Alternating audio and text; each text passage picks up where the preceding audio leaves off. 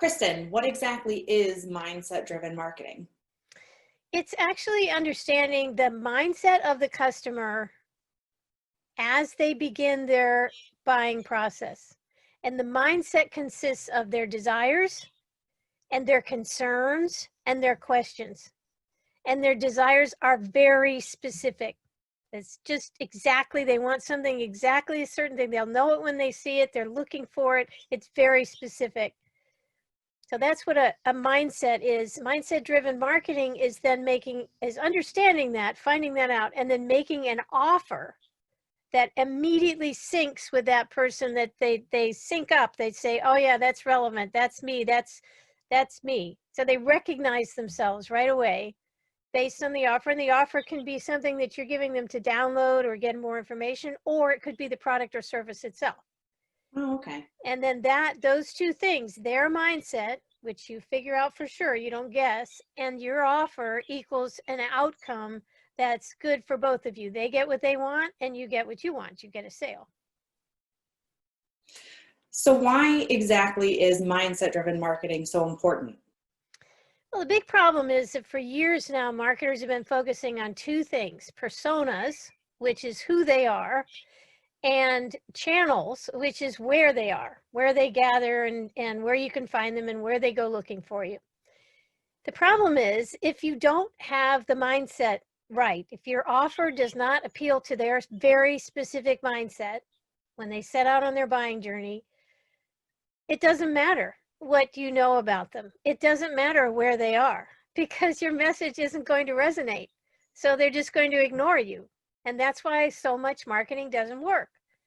And I'm determined. I've spent decades trying to figure out how to make marketing work, because it's the one thing in business that works the least well. You know, I mean, if we made cars and other things like we market, nobody would be able to drive down the road. It's not the most functional part of business. You can spend all that money and not get any results. So that's the thing that's missing. You can know who they are, you can know where they are, but if your message doesn't resonate with them, doesn't click with them right off the bat, in a second they'd say, yeah, that's me, it's not going to work. So in marketing, we're all fairly familiar with the idea of a persona, but what is the difference between a persona and a mindset? So a mindset, you would think of a mindset as a subset of a persona, but it isn't really. It's the driving factor. It doesn't really matter who the person is. I mean, okay, so yes, if you're selling something in the B2B marketplace, you need to say, oh, it's an IT guy, and you know, he's responsible for this, and he buys these kinds of things. That's all fine. The persona is who it is. But personas don't buy products. Mindsets do. So an appliance that is that has a very specific thing about it, that's certain wattage or number of blades or something like that, an 80-year-old woman is just as likely to buy that as an 18-year-old kid, you know, or guy, right? I mean, it doesn't really matter. So if you're really focusing on the persona, you're still not addressing what's going on in the mind of that person when they set out to buy, because you don't really care about their other stuff unless you're saying, okay, more like this. If they're interested in this, then maybe they'd be interested in that. Okay, all right, I get some of that. But the actual thought process as they're setting out to buy is the thing that drives the purchase. It doesn't matter that I'm, you know, as old as I am, and I'm female, and I'm an ocean sailor, and everything. That doesn't matter. If I'm in the market for a bird bath, I want to know the birds aren't going to slip when they get their little feet down into that shiny surface on the bottom, or that it won't be too much water and they won't ever go in, or whatever it is. It's a very specific kind of thing. And buyers know that that's where they're at. Sellers tend to ignore it. They don't answer their questions. They don't answer their concerns. They don't realize that the desire that's driving it. So that's the difference. The personas have been a unfortunate distraction, as far as I'm concerned, in the marketing for the longest time, because Again, it doesn't get you any closer to you. It helps you find the people, but it doesn't help you get into their mindset and make the offer that appeals to that person at that moment in time. The other thing to remember is that a persona could be a buyer of your product, but until they've decided to buy, there's nothing you're going to be able to do to convince them to buy. You can kind of get on their list and they'll be aware of you and everything, but that's not even as important anymore, because if somebody wants something, they just go on Google and search for it. So the idea of having people with all these things in their heads and saying, oh yes, well, if I ever want that, I'll go here. It's not as important anymore, because you can just search on Google and do it. Right. So that whole idea of branding to build awareness doesn't even work. What you want to do is catch the person when they've got that mindset. They're on the hunt. They've decided they want something, and it has to be very specific. They have needs that need to be met. And you need to be there with an offer that matches those when they go looking. That's the difference. Do you have a good example of mindset-driven marketing that you can share?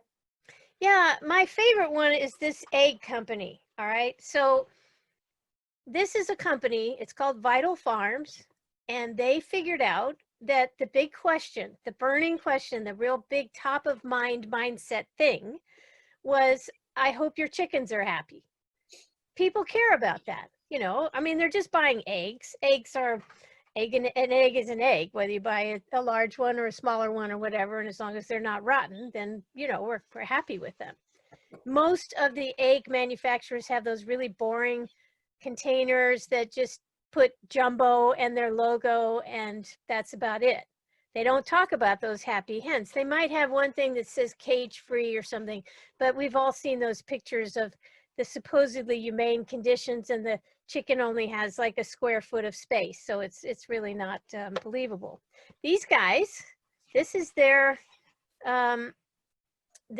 carton. So it's completely different than all the other cartons that you see in the store. And when I talk about this in the guide that I've written about mindset-driven marketing, I say there's about 20 different ways they talk about how happy these hens are. This is just burdened with copy. It's just everywhere you look, there's copy about those happy hens. And then when you go inside, they carry that out in the inside cover. There's even more about that. Oh, cool. And they also say, okay, if you want to see where these chickens are raised, here's a video of a farm where some of these eggs came from, and you can go to that site, that URL, and see that. They also put these little things inside. This is a little newsletter kind of thing that they did, but they also did a little survey where you can send a message to a farmer and tell them what you like about their eggs and stuff. If you go to their website, it's filled with happy chickens out in the field doing what chickens do. So they really get this. I actually call this an example of mindset immersion, because they've taken that one thought, that one desire, and they've just drilled down and gone as far as they can to communicate that to the buyer. So I think this is a perfect example. Vital Farms is a perfect example of mindset immersion, and it's just a wonderful example of mindset-driven marketing. How does somebody make sure that what they're doing is actually mindset-driven marketing? That's a good question. All right, so first you have to find out what they're really thinking. And I've interviewed thousands of customers for hundreds of companies, and I wrote all the secrets to that technique in my book. So chapter 3 tells you exactly how to reach out to people, get them on the phone where they're in their comfortable environment. Don't do it in person where all the body language stuff comes in. Just get them on the phone, ask these open-ended questions that I've worked out over all these interviews that gets you into the mindset of that customer. If you do that, and you only have to talk to, say, 5 to 7 people of a given type to get the pattern, to get to see what the pattern is, what the big picture is, to understand what those mindsets are and how specific they are and what matters to people. Then you take those transcribed conversations and you break them up into a report that's categorized by subject. So it's anonymous. So that protects the people talking so they can speak freely. You tell them that up front. I'm going to record it and transcribe it, but this is how I'm going to present the information. So they speak freely. These are customers who have bought from you, not people that are in the market, but these are people who actually purchase from you. So they already have the experience of working with you. They know your company's strengths and weaknesses. They can tell you how the product was and what their experiences were. And they can tell you about their mindset. You do that, put it in a report, and then you do a summary report that basically says, okay, this is really what everyone is saying. These are the trends that we see. And then you know what you can do. And you can also find out the channels, where would you look for us? Okay, they wouldn't look in social media maybe, but they definitely go to Google, or they talk to somebody they know, or they check reviews. You have to find out how they start looking when they're in that mindset. So you're basically reverse engineering a successful sale so you can create new sales and quantity. And you're finding out that mindset, and then that drives everything you do, the messaging, the channels, everywhere you go, you send your message will always be hitting that one point, just like, the Vital Farms guys with their eggs, where everything talks about the happy chickens. So you really need to hit that home over and over again, because that's a big part of people's mindset. That's how you do it. So let's talk about the kind of results that you've seen so far with mindset-driven marketing. Yeah, we've actually been testing this for about 6 months. We didn't want to roll it out into the market until we knew we were on the right track. And we had a really good example of a situation that's very difficult. We have a client who sells luxury yacht cruises to very rich people. So you rent the yacht or charter the yacht for $100,000 to $1 million a week. Nice work if you can get it. I'll take one. Yeah, exactly. And because of the travel ban for the COVID epidemic, the pandemic, you would think that there would be no interest whatsoever, and she would just be really hurt by that. But we figured out what the mindset was. And I can't say exactly what we did because I don't want to give this away to her competition. But we came up with one short phrase that summed it up for people and what they were looking for in the middle of the pandemic.